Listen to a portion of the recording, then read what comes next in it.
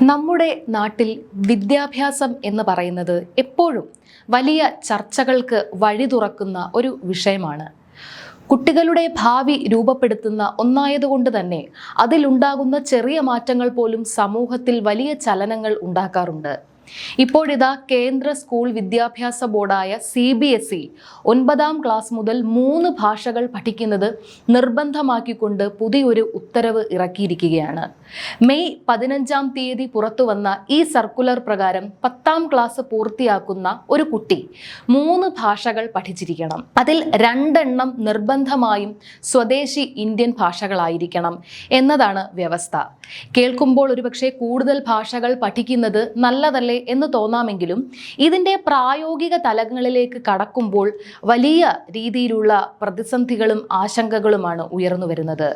യഥാർത്ഥത്തിൽ വിദ്യാർത്ഥികളെയും അധ്യാപകരെയും രക്ഷിതാക്കളെയും ഒരുപോലെ ആശങ്കയിലാഴ്ത്തുന്ന ഒന്നായി ഈ തീരുമാനം മാറിയിരിക്കുകയാണ്. ഇതിനെതിരെ വിവിധ കോണുകളിൽ നിന്ന് വലിയ രീതിയിലുള്ള പ്രതിഷേധങ്ങളും നിയമ പോരാട്ടങ്ങളും വരെ ഇപ്പോൾ രാജ്യത്ത് ആരംഭിച്ചു കഴിഞ്ഞു. ജനാധിപത്യപരമായ ചർച്ചകളില്ലാതെ തികച്ചും ഏകപക്ഷീയമായി ഇത്തരം തീരുമാനങ്ങൾ അടിച്ചേൽപ്പിക്കുന്നത് നമ്മുടെ വിദ്യാഭ്യാസ മേഖലയെ എങ്ങോട്ടാണ് നയിക്കുന്നത് എന്ന ചോദ്യം വളരെ പ്രസക്തമാണ്.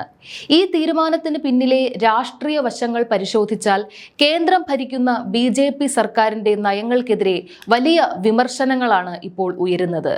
2020 ദേശീയ വിദ്യാഭ്യാസ നയത്തിന്റെ ചുവട് പിടിച്ചാണ് ഈ ത്രിഭാഷാ പദ്ധതി നടപ്പിലാക്കാൻ CBSE ധൃതി കൂട്ടുന്നത്. എന്നാൽ ഈ നയരേഖ കേവലം ഒരു മാർഗനിർദ്ദേശക പത്രിക മാത്രമാണെന്നും അതിനെ ഒരു നിയമം പോലെ സ്കൂളുകൾക്ക് മേൽ അടിച്ചേൽപ്പിക്കാൻ കഴിയില്ലെന്നുമാണ് ഇതിനെതിരെ സുപ്രീം കോടതിയെ സമീപിച്ചവർ ചൂണ്ടിക്കാട്ടുന്നത്.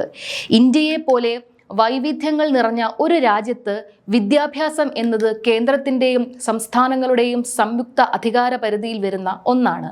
എന്നാൽ സംസ്ഥാനങ്ങളുമായോ വിദ്യാഭ്യാസ വിദഗ്ധരുമായോ യാതൊരുവിധ മുൻകൂർ ചർച്ചകളും നടത്താതെയാണ് CBSE ഈ സർക്കുലർ ഇറക്കിയിരിക്കുന്നത്.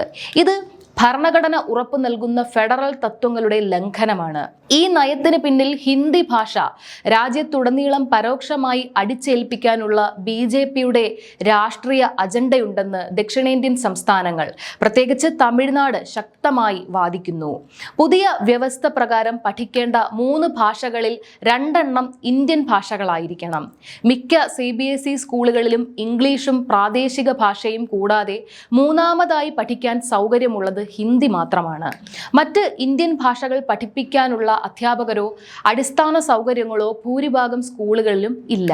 ഫലത്തിൽ ഇത് വിദ്യാർത്ഥികളെ ഹിന്ദി തിരഞ്ഞെടുക്കാൻ നിർബന്ധിതരാക്കുകയാണ് ചെയ്യുന്നത്. ഇത് പ്രാദേശിക ഭാഷകളുടെ വളർച്ചയെ സഹായിക്കാനല്ല, മറിച്ച് ഒറ്റ ഭാഷ എന്ന കേന്ദ്ര സങ്കല്പത്തിലേക്ക് രാജ്യത്തെ എത്തിക്കാനുള്ള ശ്രമമാണെന്നാണ് ആക്ഷേപം. ഇനി ഇതിന്റെ പ്രായോഗിക വശങ്ങളിലേക്ക് വന്നാൽ കുട്ടികളുടെ പഠനഭാരം എത്രത്തോളം വർദ്ധിക്കുമെന്ന് നമുക്ക് ഊഹിക്കാവുന്നതേ ഉള്ളൂ. ഹൈസ്കൂൾ തലത്തിൽ 9-10 ക്ലാസുകളിൽ കുട്ടികൾ ഇതിനകം തന്നെ കണക്ക്, സയൻസ്, സോഷ്യൽ സയൻസ് തുടങ്ങിയ പ്രധാന വിഷയങ്ങളുടെ വലിയ സിലബസ് പഠിച്ചു തീർക്കേണ്ടതുണ്ട്. പല കുട്ടികളും ഈ വിഷയങ്ങൾ പഠിച്ചെടുക്കാൻ തന്നെ വലിയ രീതിയിൽ ബുദ്ധിമുട്ടുന്നുമുണ്ട്. ഇതിനൊപ്പം മൂന്നാമതൊരു ഭാഷ കൂടി പൂർണ്ണമായ രീതിയിൽ പഠിക്കേണ്ടി വരുന്നത് കുട്ടികളുടെ പഠനഭാരം ഇരട്ടിയാക്കും. പുതിയ ഉത്തരവനുസരിച്ച് 10ാം ക്ലാസ് ബോർഡ് പരീക്ഷയിൽ ഈ മൂന്നാമത്തെ ഭാഷയ്ക്ക് എഴുത്ത് പരീക്ഷ ഇല്ലെങ്കിലും സ്കൂൾ തലത്തിലുള്ള പരീക്ഷകളുടെ മാർക്ക് ഷീറ്റിൽ ഉൾപ്പെടുത്തും. അതുകൊണ്ട് തന്നെ കുട്ടികൾക്ക് ഈ വിഷയത്തെ പാടെ അവഗണിക്കാൻ കഴിയില്ല. കൂടാതെ പുതിയൊരു ഭാഷ പഠിച്ചെടുക്കാൻ ആവശ്യമായ പുസ്തകങ്ങളോ അതിന് യോഗ്യരായ അധ്യാപകരെ പെട്ടെന്ന് കണ്ടെത്തുക എന്നത് സ്കൂളുകളെ സംബന്ധിച്ച് വലിയൊരു പ്രായോഗിക പ്രതിസന്ധിയാണ്. മുൻകൂട്ടി യാതൊരുവിധ തയ്യാറെടുപ്പുകളും നടത്താതെ പെട്ടെന്നൊരു സർക്കുലറിലൂടെ ഇത് നടപ്പാക്കുമ്പോൾ അതിൻ്റെ പൂർണ്ണമായ ഭാരം ചുമക്കേണ്ടി വരുന്നത് കുട്ടികളും രക്ഷിതാക്കളുമാണ്. വിദ്യാഭ്യാസത്തിൽ ഭാഷാ പഠനം നല്ലതാണെങ്കിലും അത് കുട്ടികളുടെ മേൽ അടിച്ചേൽപ്പിക്കുമ്പോൾ ഉണ്ടാകുന്ന മനഃശാസ്ത്രപരമായ പ്രത്യാഘാതങ്ങൾ വളരെ വലുതാണ്. കുട്ടികളുടെ മാനസിക വികാസത്തെയും പഠനത്തോടുള്ള താല്പര്യത്തെയും ഇത് എങ്ങനെയെല്ലാം ബാധിക്കുമെന്ന് മനഃശാസ്ത്രപരമായ ചില ഘടകങ്ങളിലൂടെ നമുക്ക് മനസ്സിലാക്കാം. ഒന്നാമതായി, ഇത് കുട്ടികളിൽ കോഗ്നിറ്റീവ് ഓവർലോഡ് അല്ലെങ്കിൽ മസ്തിഷ്കത്തിന് താങ്ങാൻ കഴിയാത്ത രീതിയിലുള്ള അമിതഭാരം ഉണ്ടാക്കുന്നു. മനുഷ്യന്റെ തലച്ചോറിന് ഒരേ സമയം ഉൾക്കൊള്ളാൻ കഴിയുന്ന വിവരങ്ങൾക്ക് ഒരു പരിധിയുണ്ട്. ഹൈസ്കൂൾ പ്രായത്തിലുള്ള കുട്ടികൾ കരിയർ നിർണ്ണയിക്കുന്ന നയിക്കുന്ന പ്രധാന വിഷയങ്ങളിൽ ശ്രദ്ധ കേന്ദ്രീകരിക്കുന്ന സമയമാണിത്. ഈ ഘട്ടത്തിൽ തങ്ങൾക്ക് യാതൊരു താല്പര്യവുമില്ലാത്ത അല്ലെങ്കിൽ ദൈനംദിന ജീവിതത്തിൽ ഉപയോഗമില്ലാത്ത മൂന്നാമതൊരു ഭാഷ കൂടി നിർബന്ധപൂർവം പഠിക്കേണ്ടി വരുമ്പോൾ അത് തലച്ചോറിന് വലിയൊരു അമിത ഭാരമായി മാറുന്നു. ഇത് മറ്റ് പ്രധാന വിഷയങ്ങളിലെ കുട്ടികളുടെ ശ്രദ്ധയെയും പ്രകടനത്തെയും ദോഷകരമായി ബാധിക്കും. രണ്ടാമതായി, ഇത് കുട്ടികളിൽ വിട്ടുമാറാത്ത ഉത്കണ്ഠയും മാനസിക സമ്മർദ്ദവും ഉണ്ടാക്കുന്നു.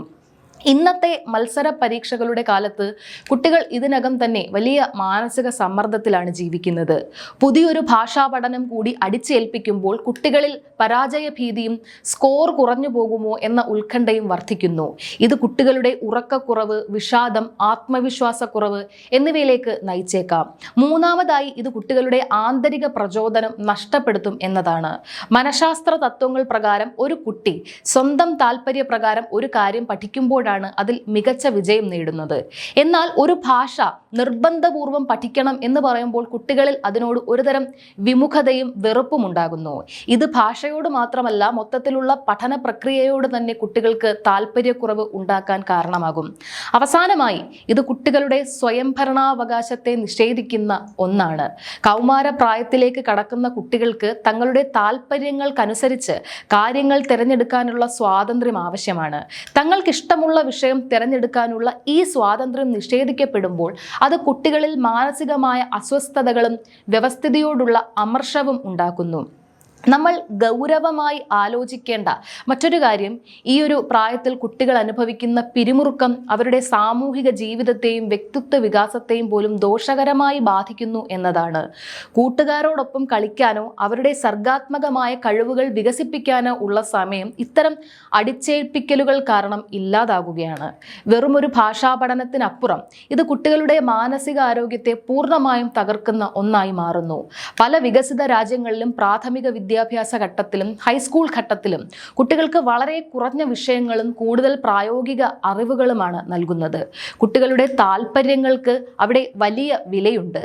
എന്നാൽ നമ്മുടെ നാട്ടിൽ സിലബസിന്റെ വലിപ്പം കൂട്ടിക്കൊണ്ട് കുട്ടികളെ വെറും മാർക്ക് വാങ്ങുന്ന യന്ത്രങ്ങളാക്കി മാറ്റാനാണ് അധികാരികൾ എപ്പോഴും ശ്രമിക്കുന്നത്. ഇത് കുട്ടികളുടെ ചിന്താശേഷിയെയും പുതിയ കാര്യങ്ങൾ കണ്ടെത്താനുള്ള സർഗാത്മകതയും ഇല്ലാതാക്കുക തന്നെ ചെയ്യും. ഒരു വശത്ത് അയവുള്ള സമീപനമുണ്ടാകുമെന്ന് കേന്ദ്രം പറയുമ്പോഴും പ്രയോഗത്തിൽ തികച്ചും വ്യത്യസ്തമായ കാര്യങ്ങളാണ് സംഭവിക്കുന്നത്. പുതിയ നയം നടപ്പിലാക്കുന്നത് 2029-30 അധ്യയന വർഷം വരെ മാറ്റിവെച്ചിരിക്കുന്നു എന്ന് അറിയിച്ചതിന് തൊട്ടു പിന്നാലെ ബോർഡ് ഇങ്ങനെ ഒരു പെട്ടെന്നുള്ള ഉത്തരവുമായി വന്നിരിക്കുന്നത്. ഇത് സ്കൂൾ മാനേജ്മെന്റുകളെയും വലിയ പ്രതിസന്ധിയിലാക്കിയിട്ടുണ്ട്. പെട്ടെന്നൊരു പുതിയ ഭാഷ പഠിപ്പിക്കാൻ അധ്യാപകരെ എവിടെ നിന്ന് കണ്ടെത്തും എന്ന ചോദ്യത്തിന് ആർക്കും കൃത്യമായ മറുപടിയില്ല. കുട്ടികൾക്ക് ഭാഷകൾ പഠിക്കാൻ താല്പര്യമുണ്ടെങ്കിൽ അതിനുള്ള മികച്ച അന്തരീക്ഷം ഒരുക്കുകയാണ് സർക്കാർ ചെയ്യേണ്ടത്. അതിന് പകരം നിയമങ്ങൾ അടിച്ചേൽപ്പിക്കുമ്പോൾ അത് ഗുണത്തെക്കാളേറെ ദോഷമാണ് ചെയ്യുന്നത്. ചുരുക്കത്തിൽ കേന്ദ്ര സർക്കാരും CBSEയും ദേശീയ നയത്തിന്റെ പേര് പറഞ്ഞ് നടപ്പിലാക്കാൻ ശ്രമിക്കുന്ന ഈ ത്രിഭാഷാ പദ്ധതി ലക്ഷ്യമിടുന്നത് രാഷ്ട്രീയമായ ചില നേട്ടങ്ങളാണെന്ന വിമർശനം വളരെ ശക്തമാണ്. എന്നാൽ ഈ രാഷ്ട്രീയ വടംവലികൾക്കിടയിൽ യഥാർത്ഥത്തിൽ ഇരകളാകുന്നത് നമ്മുടെ രാജ്യത്തെ നിർദോഷികളായ വിദ്യാർത്ഥികളാണ്. വിദ്യാഭ്യാസ പരിഷ്കാരങ്ങൾ എപ്പോഴും കുട്ടികളുടെ മാനസിക ആരോഗ്യത്തെയും പ്രായോഗിക സാഹചര്യങ്ങളെയും മുൻനിർത്തി വേണം തയ്യാറാക്കാൻ. അടിച്ചേൽപ്പിക്കലുകളിലൂടെയല്ല, മറിച്ച് കുട്ടികൾക്ക് സ്വതന്ത്രമായി ഭാഷകൾ തിരഞ്ഞെടുക്കാനുള്ള അവസരമൊരുക്കിക്കൊണ്ടാണ് യഥാർത്ഥ വിദ്യാഭ്യാസ പുരോഗതി കൈവരിക്കേണ്ടത്. ആവശ്യത്തിന് ചർച്ചകൾ നടത്താതെയും സമയപരിധി നൽകാതെയും നടപ്പിലാക്കുന്ന ഇത്തരം ധൃതി പിടിച്ച തീരുമാനങ്ങൾ തീർച്ചയായും പുനർപരിശോധിക്കേണ്ടതുണ്ട്. കുട്ടികളുടെ മാനസിക സന്തോഷവും അവരുടെ പഠന സ്വാതന്ത്ര്യവും സംരക്ഷിക്കപ്പെടേണ്ടത് ഒരു ജനാധിപത്യ സമൂഹത്തിന്റെ വലിയ ഉത്തരവാദിത്തമാണ്. അതുകൊണ്ട് തന്നെ ഈ വിഷയത്തിൽ ഒരു പുനർവിചിന്തനം കേന്ദ്ര അധികാരികളുടെ ഭാഗത്ത് നിന്ന് ഉണ്ടാകേണ്ടത് കാലഘട്ടത്തിന്റെ ആവശ്യമാണ്.